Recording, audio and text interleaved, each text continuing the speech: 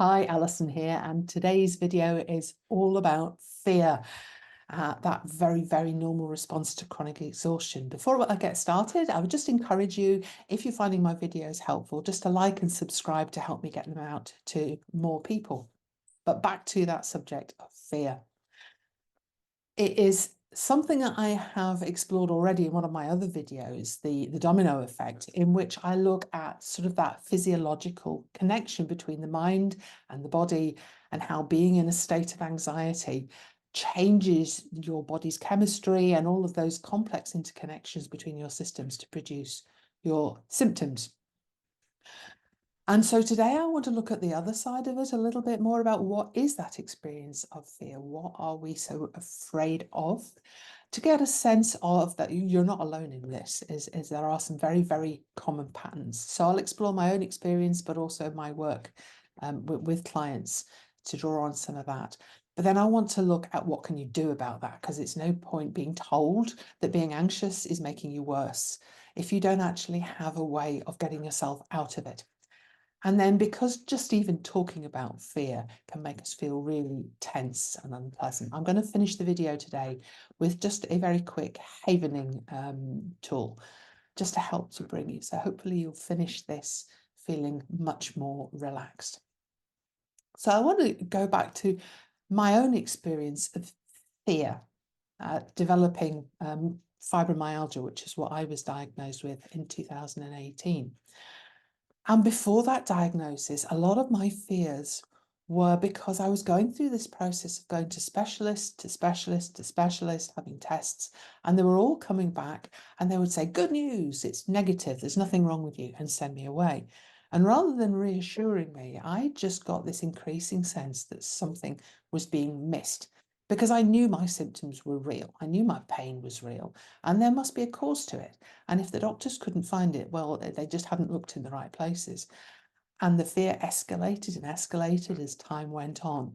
And I really began to catastrophize that maybe it was something really awful and I might drop dead at any minute, thinking I got, palpitations. Maybe there is something deeply wrong with my heart and it might stop. Or maybe there is a cancer in there somewhere and that I am actually just going to die. And so when I finally reached the point where I was diagnosed and given a label for it, my first response was elation that some of my fears had been relieved, as that I wasn't mad or bad. I wasn't wasting their time. There was actually something wrong, and that I hoped that there would be something that they would be able to do about it. So I was empowered by a sense that there would be knowledge and a plan. And then very quickly, as this probably happened to quite a lot of you, that hope was completely smashed and I was plunged back into fear, because what I was told is that there is no cure. We don't understand what causes this. And the best that we can offer you is support in helping you to adapt and cope. And that's when the really big fear hit me that I see again and again and again in clients, which is, this is all my life is ever going to be. I'm going to be in pain and exhausted and dependent forever. And that is a huge, huge and very, very normal fear. And yet we can feel so isolated and cut off, and as if we're the only one in the world that this is happening to. Because if it's happening to lots of other people, how can there be so little knowledge and so little help available for you? So I went home with this fear.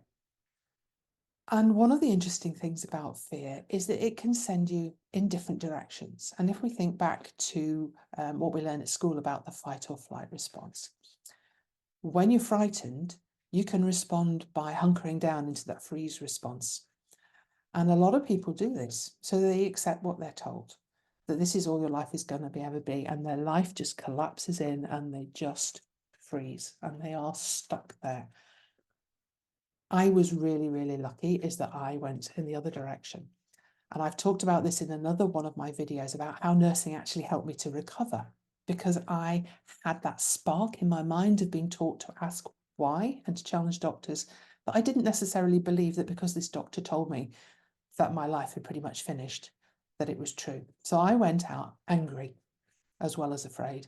And that anger gave me just enough energy to keep going, looking for the answers that I needed. I was not going to live my life like this forever.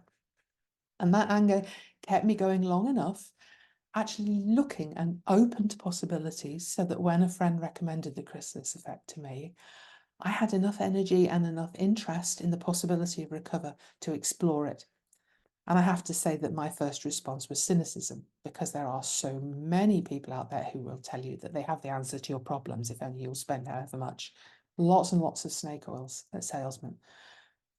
But my anger gave me enough energy to explore this and to recognize that there was enough there to convince me that it was worth giving it a go.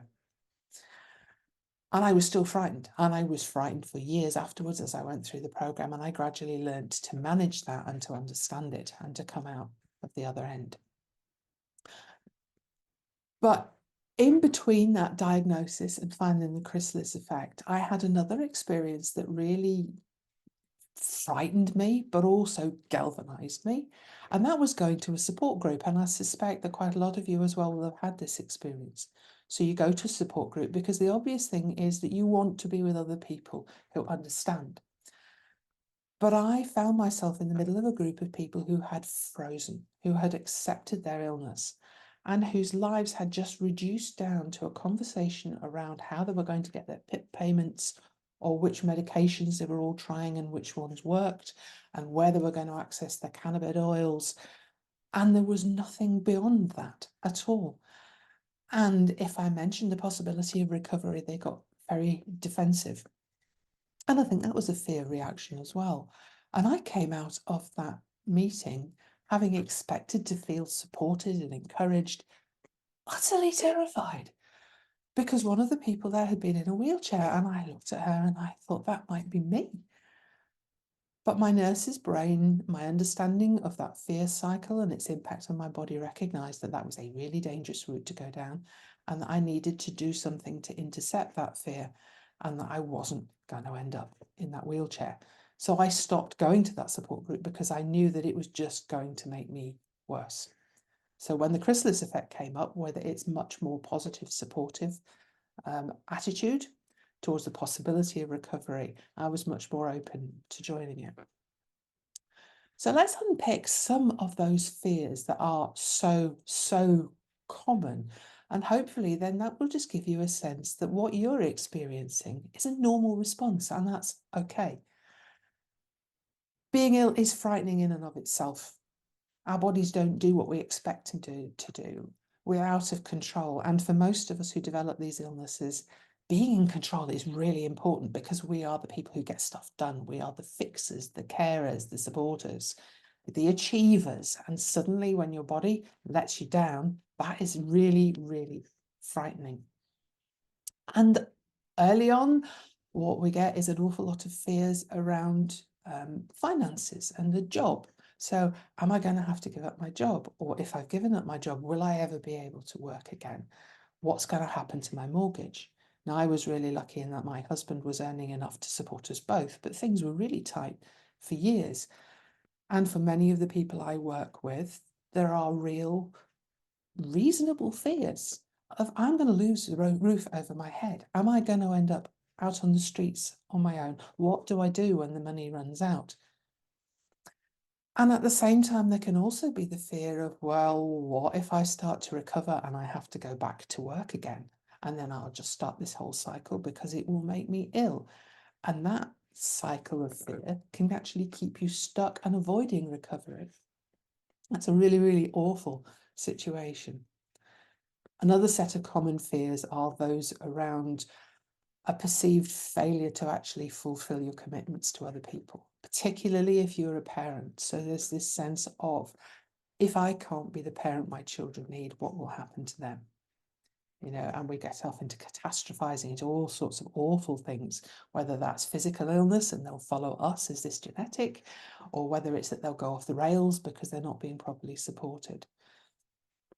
And that can also extend over into other people that we're responsible for. So it might be, as in my case, I was the main carer for my parents. So what happens to them when I'm not able to get there and do the things that they need?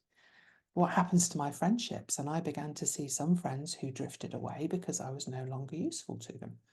So I began to feel increasingly isolated and afraid that everybody would abandon me. And then not only, that thing of I might end up on the streets, might my husband walk away from me and I lose his income? Will I end up on the streets and completely penniless in this state when I know I can't run if there's a problem, I can't look after myself? And the terror just builds and builds and builds. And on top of that is this ongoing sense through my contacts with doctors of, is this all in my head? Should I just pull myself together, get on with it, and somehow I'm mad or lazy or whatever else they were suggesting or that I was reading into their responses to me. And all of this, again, fueled that sense of fear that was just driving my symptoms day in and day out. And then connected into all of these worries about what happens to the people that I'm letting down is a sense of identity. I found that very, very much when I had my earlier crashes that led to my leaving the nursing profession. I'm not just, I do the job of a nurse, I am a nurse. It's part of my identity. What am I if I'm not a nurse? And I heard that time and again when I was doing my PhD research, talking to nurses who were thinking about leaving. I can't be anything else. I am a nurse. And that applies to lots and lots of other occupations as well. And it feeds into this sense of, is this all my life is ever going to be? I will be nothing. I will have nothing. I will have nobody. And I suspect listening to this is probably a sense of tension and connection into that fear right now. So at this point, I would just like to take a deep breath and let it out and just say, it's going to be okay. Okay, it's important to recognize that fear is a normal response to these kind of experiences.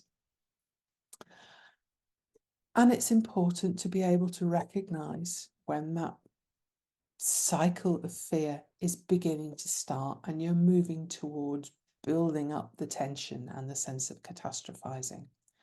So I'd like to move on now to, well, what can you do about it?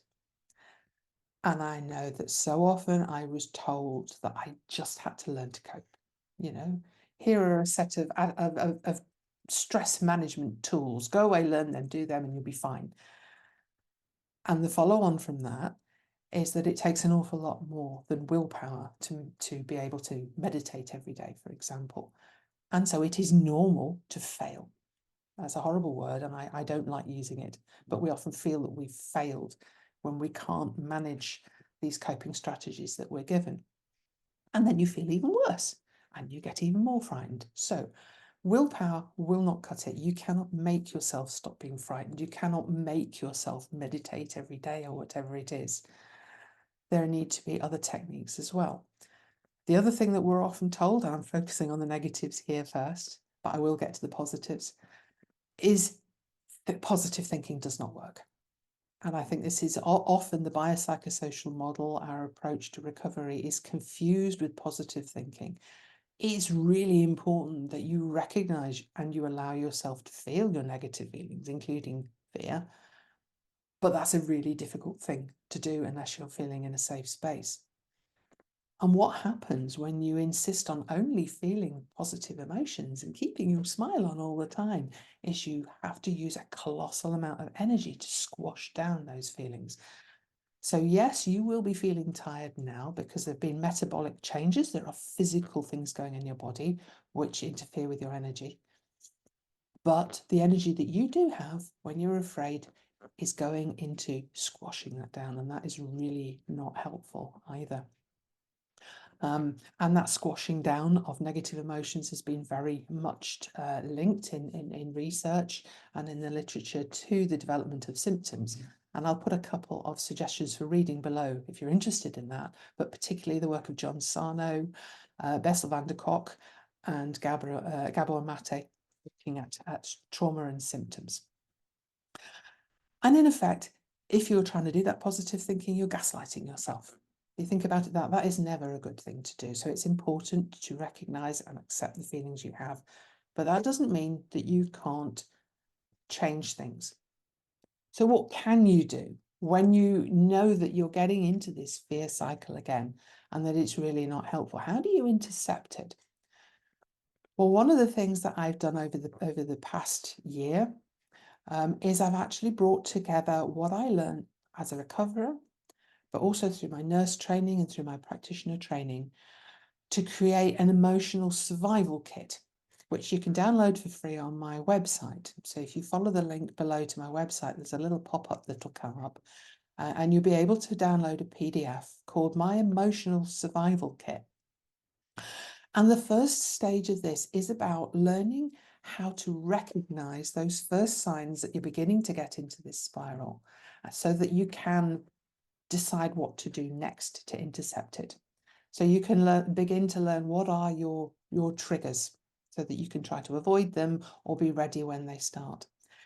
And I include several basic emotional first aid techniques that you can use and practice at that point, so that you've got something to do and you can find out what works best for you. And the other part of this early element of the emotional survival kit, this focus on first aid, is about reaching out for contact, because fear thrives on isolation. And being in the presence of people who make you feel safe and will create that safety when you can't do it for yourself is an incredibly powerful thing. And yet these are illnesses that cut us off from other people and make it very difficult to reach out.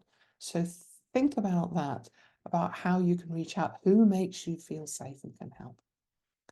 And then the second part of my emotional survival kit looks at more the long term. So it's about identifying strategies, tools, things that you can do every day to create moments of calm and enjoyment and fun in your day. And to start just with something that feels simple and manageable, and build it up gradually so that you can introduce the positive into your life and not get quite so immersed in the negative and the misery. So this is not just about positive thinking, it's about deciding to do things that make you feel better. And that can be a really hard thing to do when you're in such a dark hole. So it's about learning, as I said, who are the people who make you feel safe, who make you laugh, and spending more time with them. It's about recognizing the people who do the opposite, who maybe actually need you to stay ill, or who need you to be in that big black hole with them to make them feel better. So you always find that you're in these conversations about symptoms and illness that keep you stuck. But it's about reconnecting with the things that used to bring you joy and finding ways to do them every day, because it's very difficult to be afraid when you're feeling joyful. And it is absolutely possible to create small moments of calm throughout your day, even in the craziest of situations. So I would suggest that once you watch this video, you hop over to my website, download that survival kit PDF and have a look at it. It's absolutely free, so you've got nothing to lose there. And hopefully you'll be able to benefit from my experience and from the experience of the people that I've worked with as to what can really, really be helpful. And at this point in the video, as I said at the beginning, it may be that you're feeling quite tense just thinking about fear. So let's do a havening session together, just to try and calm things down a little bit. And this is one of the really valuable tools that you can use when you are beginning to notice that the fear is climbing. So we start off just by giving ourselves a hug. First of all, arms on the top of your shoulders like this. And take a deep breath in and then let it go again. Now, the next time we do this big deep breath, I'm going to say some words and I want you to repeat them loud after me. And the effect of hearing this out loud is to reassure you by hearing the words, but also by the touch on your body as you're going to stroke your arms, that you are here right now and that you are safe. Whatever else you think might happen right now, you are safe. So deep breath in. It's now.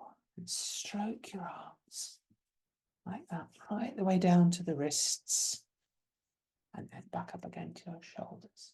And again, It's now. And then again, I am here.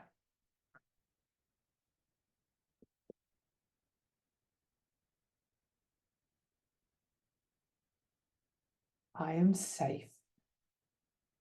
Say the words with me. And again, I am safe. All is well.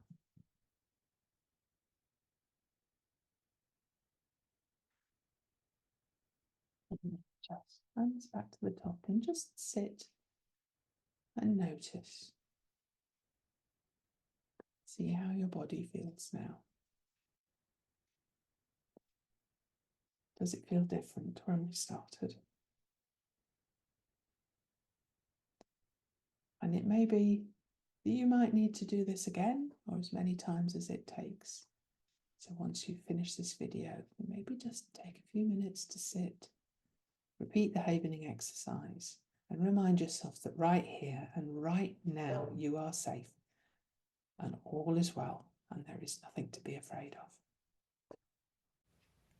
If you found this video helpful, please do click on like below and subscribe to my channel.